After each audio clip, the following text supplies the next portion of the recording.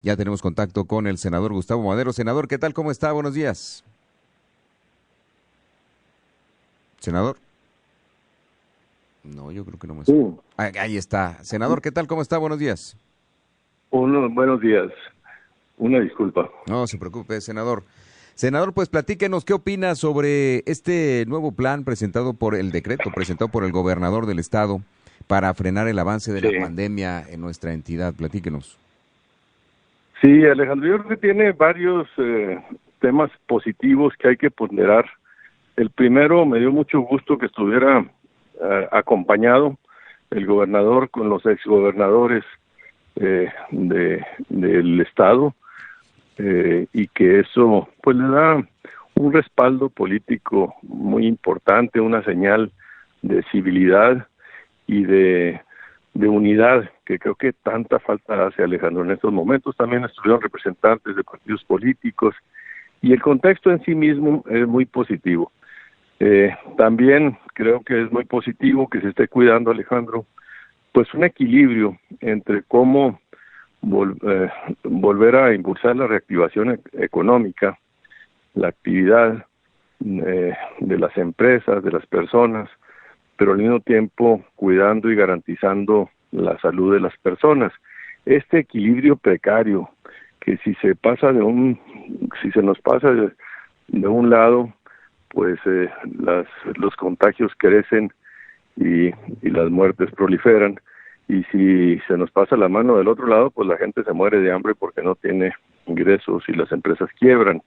Entonces, el ir abriendo, recuperando la actividad económica, pero con los aforos, con las medidas de seguridad, de la sana distancia, del cubrebocas, que muchas veces a nivel nacional se discute. No sé por qué lo hacen, no sé qué ganan con tratar de cuestionar las bondades del cubrebocas cuando tú le prendes a la televisión y ves que todos los países del mundo están recomendando, utilizando o obligando el uso de los cubrebocas, ¿verdad? Y aquí el presidente de la República o el propio López-Gatell haciendo deliberaciones de que si sirve o no sirve. Pero creo que todas estas medidas, si las logramos cumplir, Alejandro, vamos a poder hacerlo, el cuidar este equilibrio que te digo, ir recuperando el crecimiento económico y cuidar la salud. Es muy importante esto que te voy a tratar de transmitir. Sí. La pandemia va a continuar. El virus, no porque el semáforo cambie, quiere decir que el virus ya se fue. El virus se va a quedar aquí ya a vivir con nosotros toda la vida. Lo que va a haber es en un momento dado lo que la vacuna o la inmunidad del rebaño, pero hasta que eso no llegue, vamos a estar expuestos a los contagios. Por eso es muy importante entender que para que esto suceda, la vacuna o la inmunidad del rebaño, faltan meses, faltan pues todo lo que resta de este año, Alejandro, y principios del año que entra.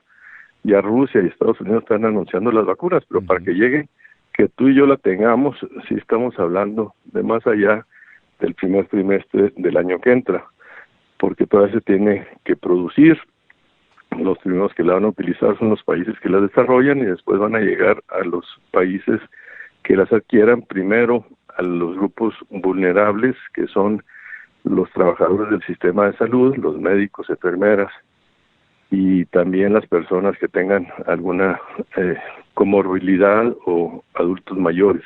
Entonces, esto hay que entenderlo, esta realidad va a durar y hay que prepararnos para convivir con el COVID, y por eso el decreto yo creo que es muy oportuno, una señal política de unidad, que necesitamos en estos momentos identificar un enemigo común de todos, porque aquí no respeta ni partidos políticos, ni religiones, ni clases sociales. Todos estamos expuestos y todos nos tenemos que cuidar, Alejandro. Por eso la importancia de hablar, de reconocer y de redimensionar los tiempos, porque al principio se nos hablaba que iba a ser un par de semanas, después un par de meses, y pues todavía lo que estamos viendo es que aún falta eh, otro tanto de lo que hemos ya transcurrido para poder llegar a tener la vacuna o la inmunidad del rebaño.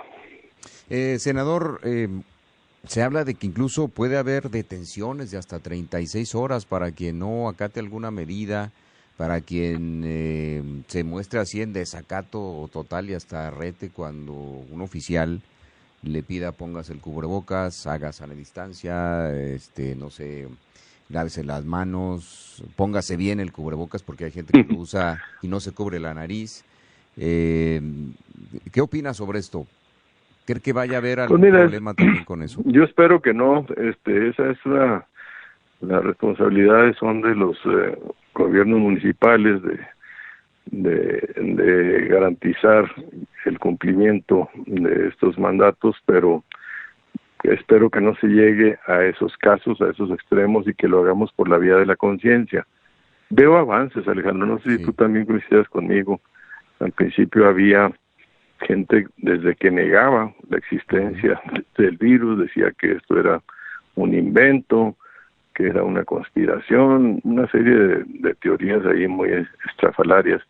Hasta poco a poco la gente lo ha ido admitiendo la enfermedad, y también había resistencias al uso del cubrebocas. Ha habido pues zafarranchos en los videos de las televisiones y en las redes sociales de la gente que se quiere poner muy pues no sé, decir de que a ellos no les aplica, pero no están cuidándose a ellos, están descuidando a los demás. La responsabilidad es con los demás, Alejandro. No solo estamos hablando de la vida y la salud de cada uno de nosotros, sino cómo debemos de cuidar y solidarizarnos con los demás. Y este acto de solidaridad, pues cada vez se ve más en los transportes públicos, en las empresas. Ha avanzado mucho. Ciudad Juárez en particular, que tiene tanta empresa manufacturera de exportación, pues son muy escrupulosos, incluso tienen hasta su propio transporte, muchos de ellos, para poder garantizar el cuidado, la higiene, con las reglas de los aforos, menos del 50%.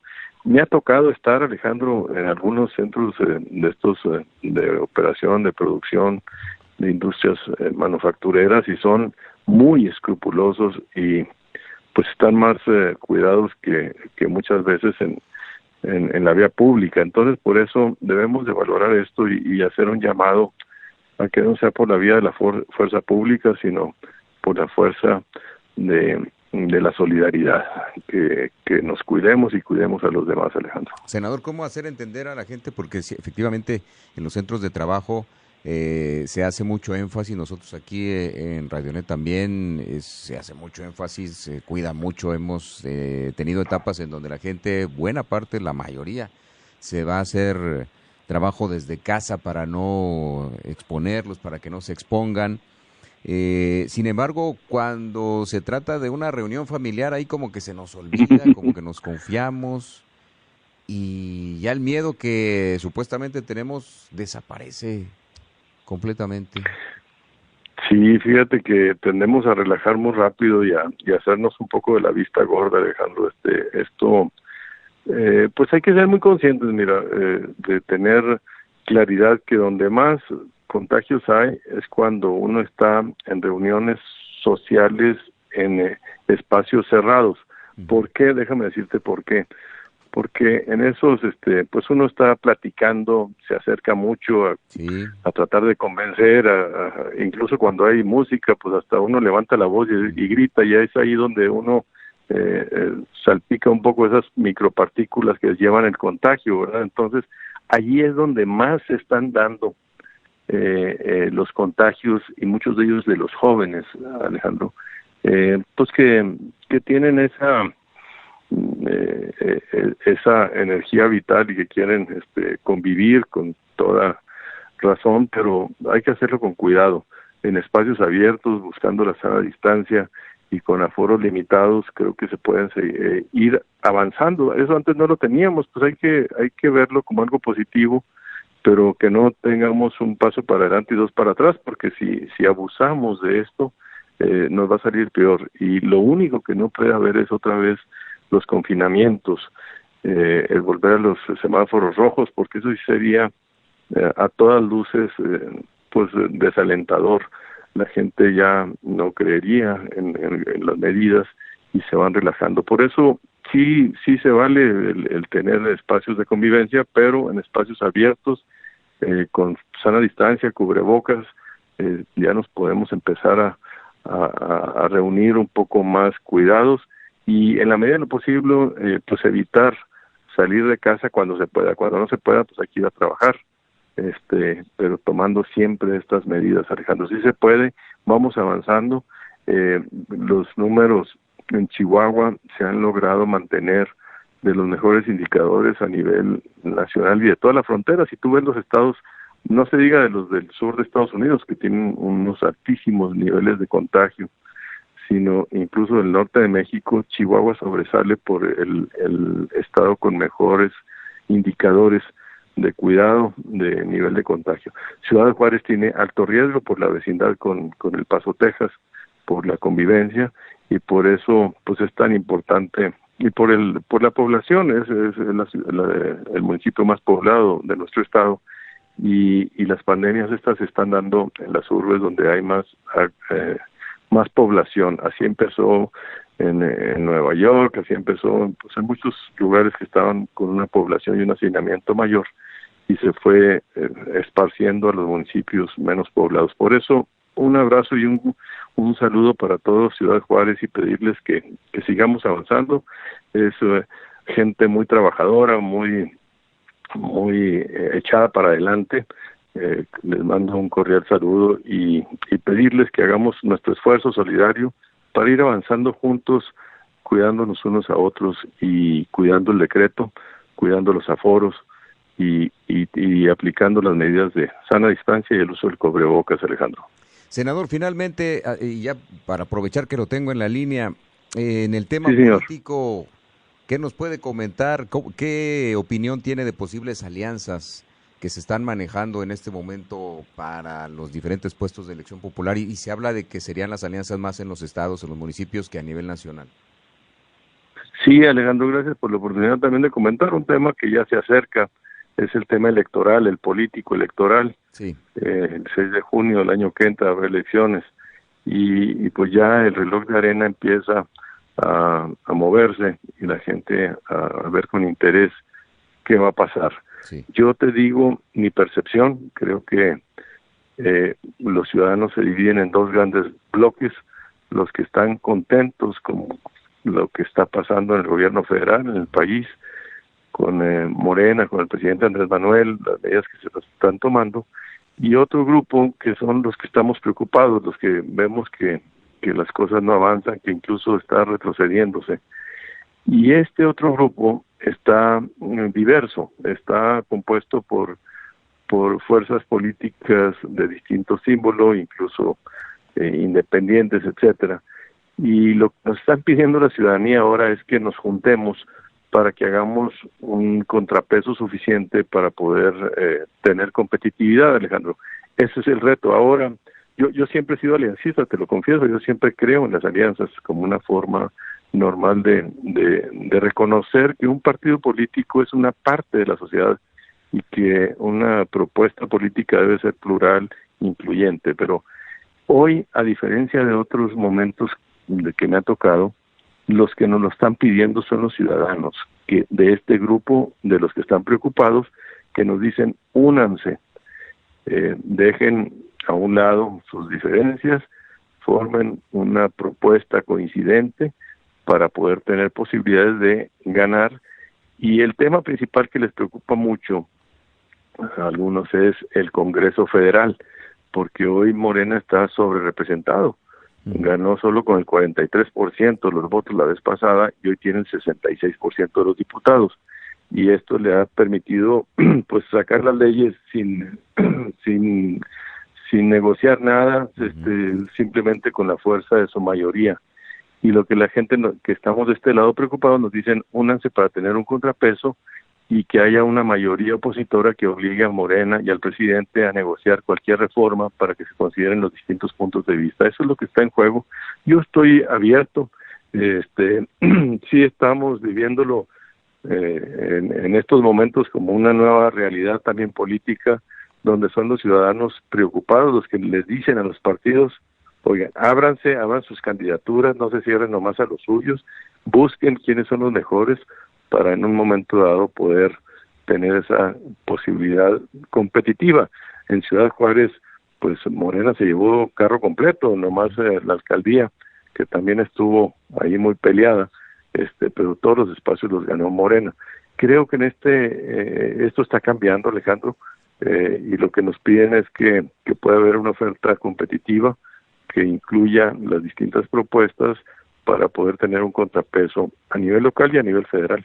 ¿Y qué le diría a la gente que a lo mejor se deja llevar por la percepción y dice es que no puede ser que se una, por ejemplo, el PRI con el PAN y que se haga realidad esto del PRIAN que se menciona mucho por el... ese es el invento del presidente Andrés Manuel, del PRIAN.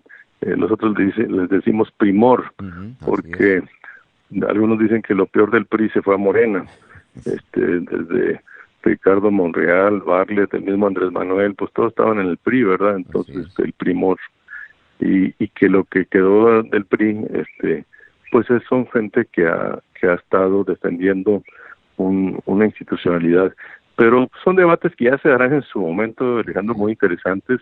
Sí son las tácticas de descalificación, pero yo en estos momentos lo que trato de hacer es ver cuál es el sentido de las cosas.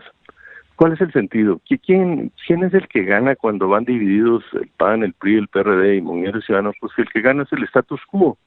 Entonces, si tú quieres que el status quo permanezca, pues entonces está bien. Hay que criticar cualquier tipo de iniciativa de que se unan los opositores. Si tú crees y estás preocupado, pues hay que estar abiertos a ver qué fórmulas.